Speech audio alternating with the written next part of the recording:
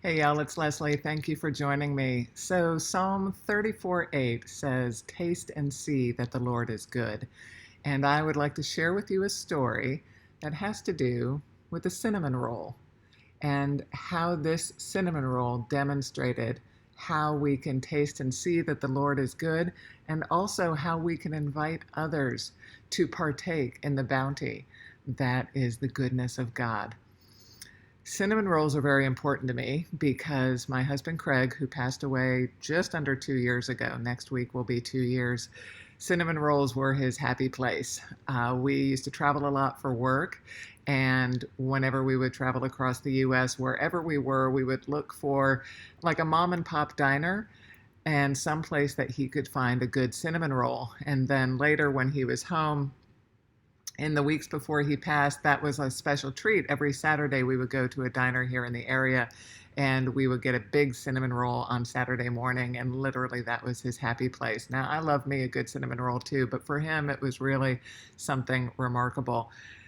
So, when he passed away in July 2018, um, three people came, countless friends came and demonstrated their support and loved on me. But three people came. Two of my very good girlfriends, Jenna and Triana, came and stayed at the house for the first, I think it was 10 days straight. They were here day and night. And then our friend Adam was here during the days. And the three of them were really what I call my tripod of strength.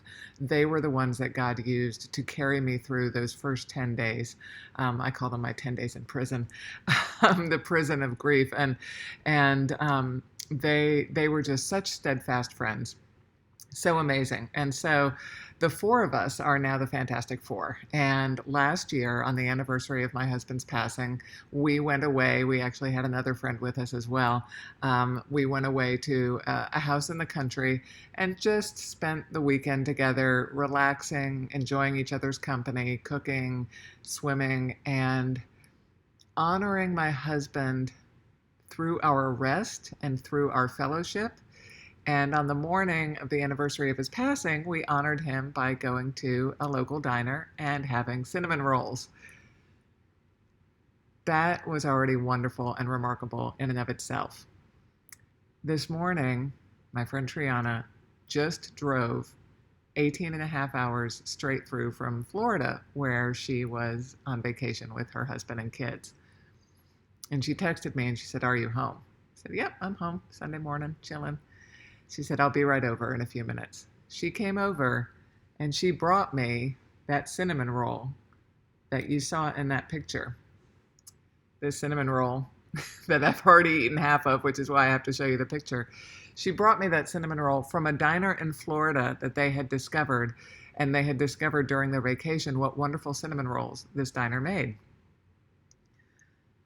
All right, so already she is demonstrating the love of Christ in crazy ways by driving straight through with the cinnamon roll that she picked up yesterday in Florida. And they didn't even stay overnight anywhere. And she delivered it straight to my house to honor my husband, because next week will be the anniversary of his passing. That is already amazing. And Jesus in John 13:34 said, "A new commandment I give unto you, that you love one another as I have loved you." She hit it out of the park with that. She's truly loving me as Jesus has loved me, as Jesus loved her, self-sacrificially, literally sacrificing her time, sleep, money, just everything, just to demonstrate her love and the love of Christ that is in her.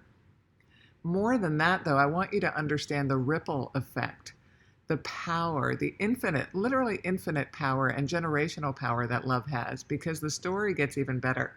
She called me after she dropped it off, and she said, "I forgot to tell you the rest of the story." They had gone to the diner earlier in the week, and she had wanted a cinnamon roll, and they had been out. And they'd gone back to this diner several times. And so she asked the waitress, "Do you have them every day?" She said, "Yes, but we tend to sell out every day." So she asked her, please set aside, she asked her on Tuesday, please set aside a cinnamon roll for Saturday. And here's why. And she told this waitress the story about my husband and how the four of us had, we were the Fantastic Four, and how we eat cinnamon rolls to honor my husband and to celebrate his memory and his legacy. And so she unpacked the whole thing to this waitress. The waitress wrote a note to the kitchen staff saying, I need you on Saturday to set aside a cinnamon roll. The waitress shared the whole story with the kitchen staff, and that note from Tuesday to Saturday stayed up in the kitchen at that diner. And on Saturday, they not only set aside the cinnamon roll so that Triana could pick it up and drive it 18 and a half hours back from Florida to Texas, but the waitress prayed over the cinnamon roll, prayed over Triana, and they prayed for me as she did the handoff.